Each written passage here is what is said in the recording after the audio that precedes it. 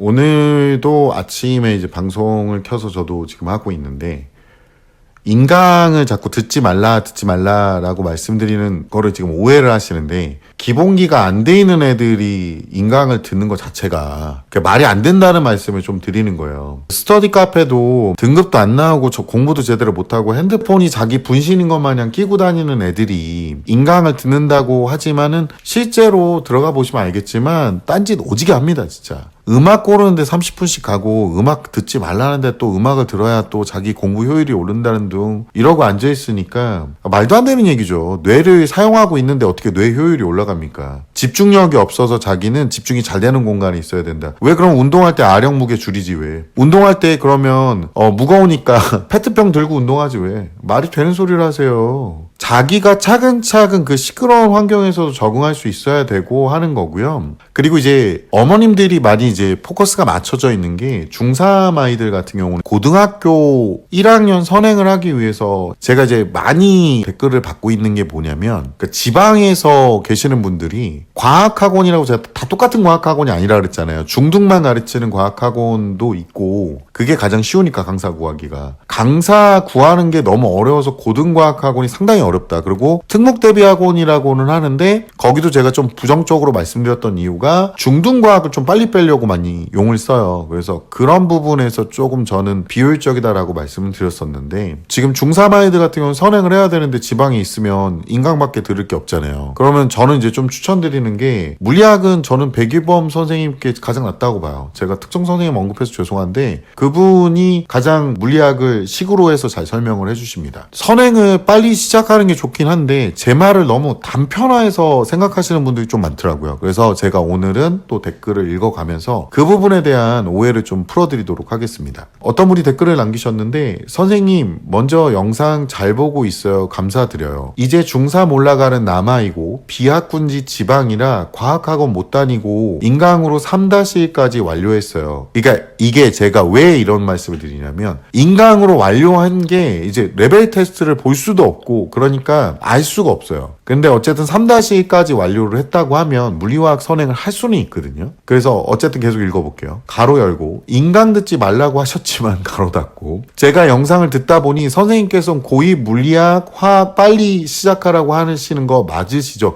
꼭 그런 게 아니에요, 어머니. 그러니까 애가 중학교 게 어느 정도 안정이 돼 있다라고 하면 물리학 화학 선행을 해보시라고 말씀을 드리는 거예요. 요거는 오해하시면 안 돼요. 또 계속 읽어볼게요. 가로 열고 영상은 제가 자주 듣는데 제가 머리가 나빠서 정리가 잘 안 되네요. 가로 닫고 이게 뭐 제가 설명을 잘 못했을 수도 있기 때문에 다시 한번 설명드리려고 영상을 찍고 있는 거예요. 중3- 인강 시작하려는데 이거는 인강을 안 하시고 물리학 들어가도 전혀 상관이 없어요. 예, 3-1까지만 했으면 어쨌든 계속 읽어보면 그럼 중3 3- 인강과 물리화학 인강으로 시작할지 3- 인강이랑 통과랑 물화 이 세 개를 같이 해야 하는지 다시 한번 여쭤봐요. 어머니 이렇게 못해요. 이게 중3- 3- 뭐 이거는 이거는 뭐 과학 상식이죠. 잘하는 애들한테는. 근데 물리화학에 다음날 뇌절 올걸요? 진짜예요, 어머니. 이게 같은 과학이 아니라니까? 제가 예전 영상에 보면 중학교 과학은 뭐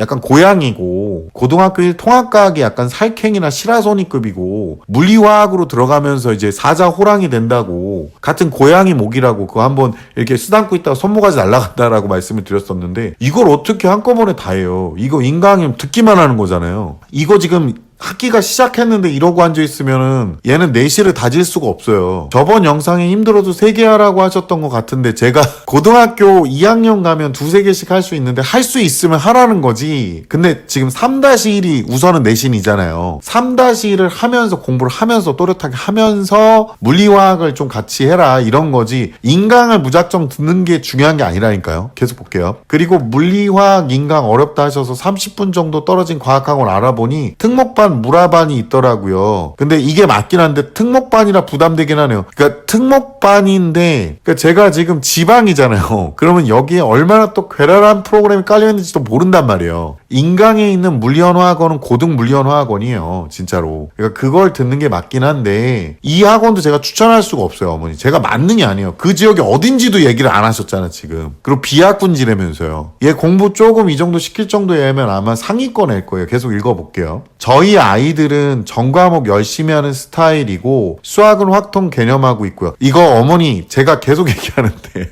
진도는 아무 상관이 없다. 저는 진도가 완성도가 아니거든요. 그러니까 이 정도 할 수 있는 아이라는 거죠. 얘 한번 고난이도 개념도 한번 모의고사도 한번 보세요. 나중에 중학교 3-1 인강은 한 달 조금 넘게 해서 마쳤고요. 성실한 편이에요. 비학군지라 학교 성적이 전교권입니다. 공부하는 애가 몇 안 되거든요.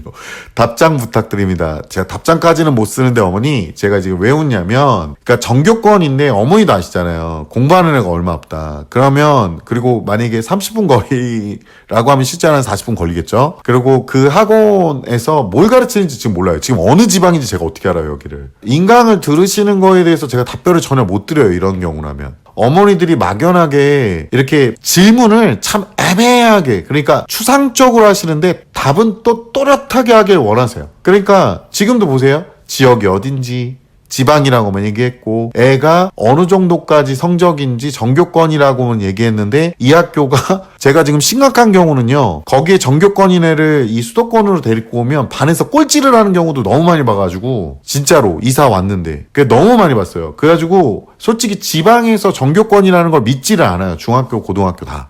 제 경험상으로 하는 얘기예요. 그래서 이거에 대해서도 많이 믿을 수가 없는데 얘가 물리화학 선행을 어머니는 빨리 해야 된다는 거에 너무 지금 꽂혀 있는 거야. 애가 다 받아먹는 것 같으니까. 근데 인강만 듣고 앉아있는다고 수업이 되는 게 아니라 이거를 테스트도 해봐야 되고 레벨이라는 걸 경험해봐야 돼서 학원을 또 가야 되는데 제가 왜 함부로 답변을 못하냐. 어느 지역에 있는 특목 대비 학원인지 모르잖아요. 그러니까 이걸로는 프로그램도 모르는데 제가 거기 가셔라 마셔라를 얘기할 수도 없고 애한테 인강 듣지 마라 들어라를 얘기할 수도 없는 상황이다. 그리고 이제 다른 분 한 분이 이런 말씀을 하셨어요. 안녕하세요 선생님. 중학교 과학 복습용 하고 가로치고 물음표를 남으셔요. 복습을 그러니까 얘가 몇 학년이고 뭐 왜 하는지는 지금 잘 모르겠거든요. 문제집을 추천 부탁드려요 라고 하는데 수준이 어느 정도 있으면서 확실히 아는지 확인하고 넘어갈 수 있는 문제집을 풀려보고 싶어요. 없어요 그런 거 어머니. 그러니까 이게 뭐가 문제가 되냐면 아이의 상태를 확인하려면 혹시 그 티처스 이런 거 보셨어요? 거기 보면 진짜로 문제를 내보고 선생님이 판단을 해보고 선생님의 경험에 기반으로 판단을 하는 거예요. 어머님들이 판단하는 거랑 실제 선생님들이 판단하는 거랑 완전 다른 경우가 많잖아요. 그게 왜 발생하는지 아세요? 어머니들은 비전문가다 보니까 물론 우리 아이가 언제 지랄할지 아는 그런 전문가는 맞으세요. 근데 아이를 어떻게 컨트롤하면 될지는 모르세요. 거꾸로. 그러다 보니까 중학교 과학을 복습한다는데 중학교 과학을 왜 복습하고 얘가 몇 학년이고 그리고 중학교 과학이 이전 게 얼마나 나왔는지도 모르는데 수준이 어느 정도 있으면서 그냥 기본이 다 오투예요. 오투로 하는데 오투를 미리 써버리면 만약에 어머니가 안 되겠다. 너 학원 가야 되겠다 그래서 학원 보내려고 했는데 거기서 오투 쓰면 어머니 또 오투 때문에 못 보낸다니까? 그 문제집 값이 아까워서 했던 거 또 한다고 했던 거 또 하고 했던 거 또 해도요. 계속 똑같은 데를 틀립니다. 정말 웃겨요. 공부라는 걸 어머니들이 많이 오해하시는데 이런 거랑 비슷해요. 풀이 막 자라 있어요. 우리가 오솔길이라 그러죠. 동물들이나 사람들이 많이 다니면 거기에 오솔길, 길이 생기잖아요. 이런 식으로 시냅스를 계속 활용하다 보면 이것들이 자극을 받아서 새로운 생각의 길이 열리거든요. 이렇게 돼야 되는 거예요. 근데 이제 재능의 차이가 뭐냐면 저쪽에서는 제초기가 나와. 그럼 왕 하면서 지나가 자동차 한 대가. 그 앞에 있는 그 불도저 같은 거 있잖아요. 그게 막 오면서 막 지나가는 거지. 그러면 길이 한 번에 쭉 나잖아. 이건 재능이 있는 애들. 근데 우리 애들은 저쪽 뒤에서 이제 낯들고 막